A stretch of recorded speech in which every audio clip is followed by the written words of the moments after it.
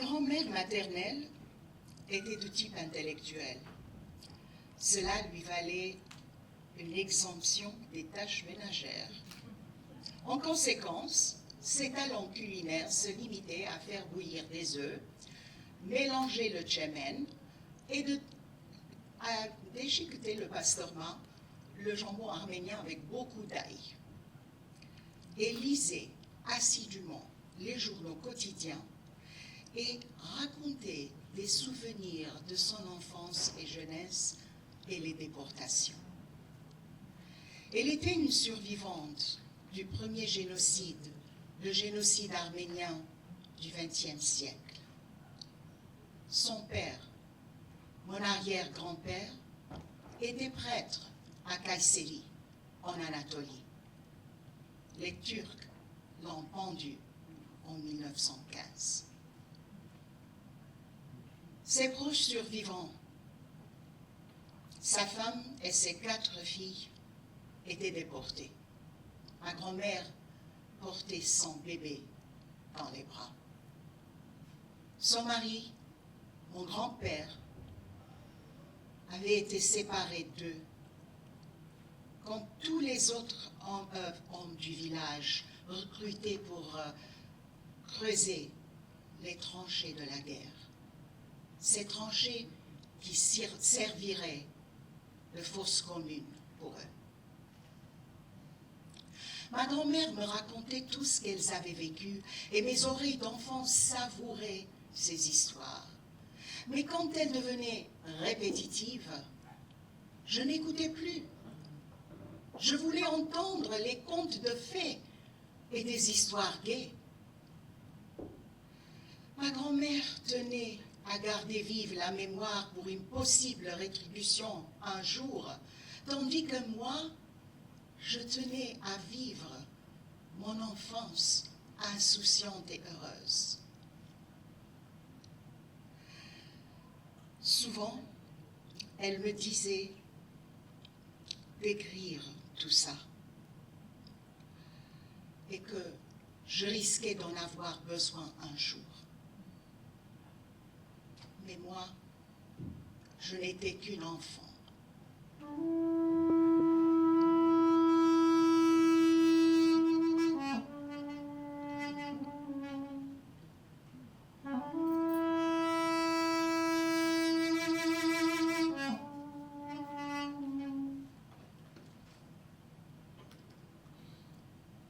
Une de ces histoires m'avait beaucoup marquée. Cela se passait dans un convoi de déportés. Ma grand-mère marchait dans le désert depuis des jours et des jours avec un groupe de compatriotes. En s'approchant d'un ruisseau, ils s'étaient arrêtés pour se reposer un peu. À quelques dizaines de mètres du ruisseau, ma grand-mère s'écroula. Dans son dernier souffle, dans un état entre la vie et la mort, elle cria au Seigneur pour son aide. Soudain, tout devint noir. Le temps passa, les autres avancèrent. Dieu sait combien de temps elle était restée dans cet état d'inconscience. Quand elle revint à elle, une figure, tout en blanc, versait de l'eau sur son visage. Pâle et faible, ma grand-mère glissait ses mains pour contenir l'eau afin de la boire. Quand elle leva les yeux pour remercier son sauveur, la figure avait disparu. Il n'y avait plus personne autour. Par contre, le sol sous ses pieds était encore humide, comme si elle venait d'être arrosée. Je n'ai jamais vu ma grand-mère pleurer, sauf une fois, pour le bébé qu'elle avait perdu. La colère et l'indignation la submergeaient. Satgelik Turker, Geberesice Turkler, disait-elle de temps en temps, en se remémorant une horrible atrocité qui venait comme un nuage noir assombrir le ciel bleu de sa mémoire. La mémoire des beaux jours d'antan dont elle refusait à renoncer. Elle se mettait là, sur un coin du divan, rêvassant, voyageant loin, très loin dans ses pensées. Soudain, elle se mettait en colère, maudissant ses oppresseurs avec des mots incompréhensibles. Mais quand elle me voyait, son visage s'illuminait, ses grands yeux bleus s'adoucissaient, et lentement, elle revenait au présent. Elle était institutrice dans son village. Elle avait à peine 24 ans au début des déportations. Chaque matin, elle avait conduit les enfants par un passage secret à une salle de classe au sous-sol réservée pour l'apprentissage de la langue arménienne, une langue interdite par le gouverneur. Chantant à tue-tête, les enfants apprenaient l'arménien, l'alphabet et le krapar, l'arménien classique. Aravot luso, areka gnartar, aris luisakia, pohub nihore, pohya ihokvuis, han kesi hajuis. Elle me racontait que chaque été, ils passaient tout l'été dans leur maison de campagne dans les montagnes voisines. Chaque début et fin de saison se caractérisait par une danse et chanson rituelle. Se tenant les mains, dans un cercle, ils dansaient autour des arbres dans leur verger. « Bonjour, poirier, nous revoilà encore.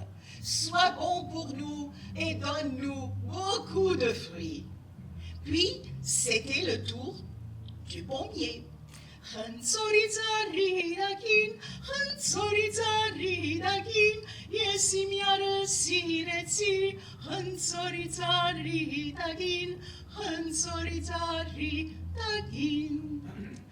la fin de la saison, la chanson était légèrement différente. Au revoir, poirier. Nous nous reverrons l'été prochain.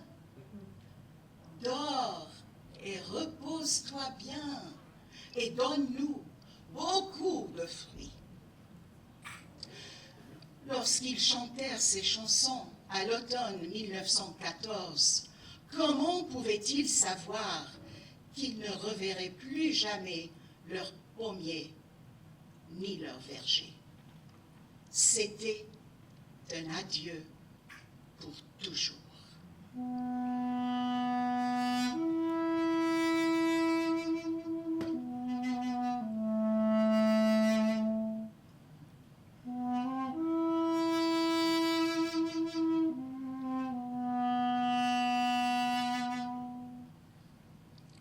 Elle a été déportée.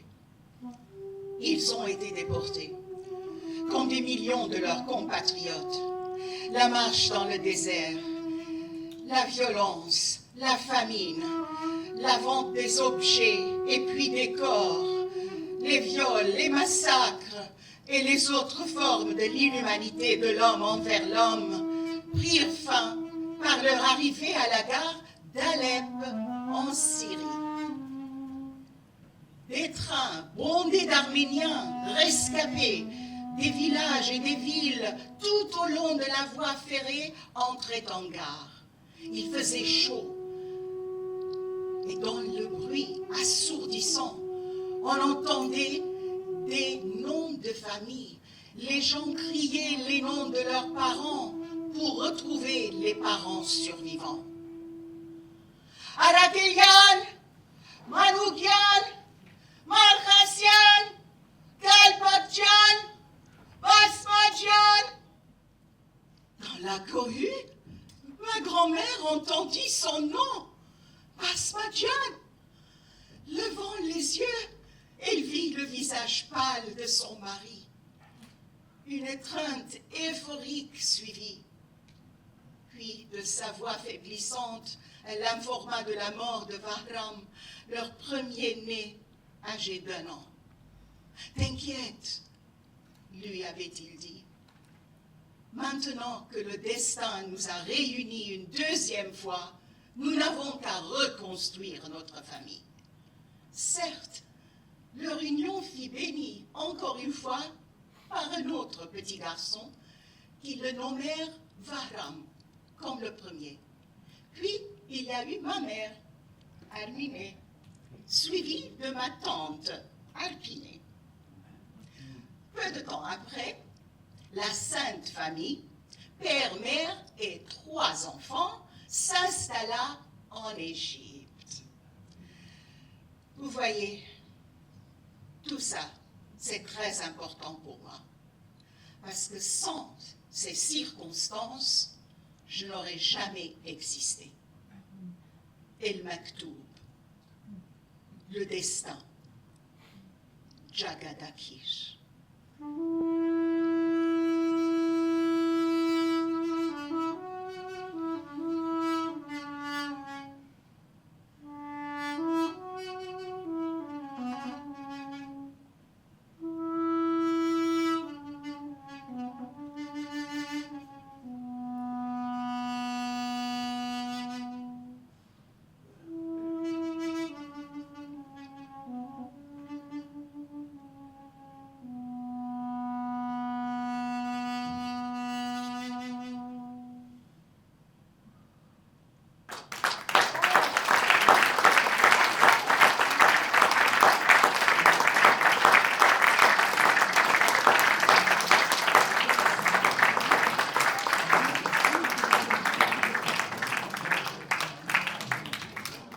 Merci Claude pour avoir donné l'occasion d'entendre l'histoire de ma grand-mère. Merci.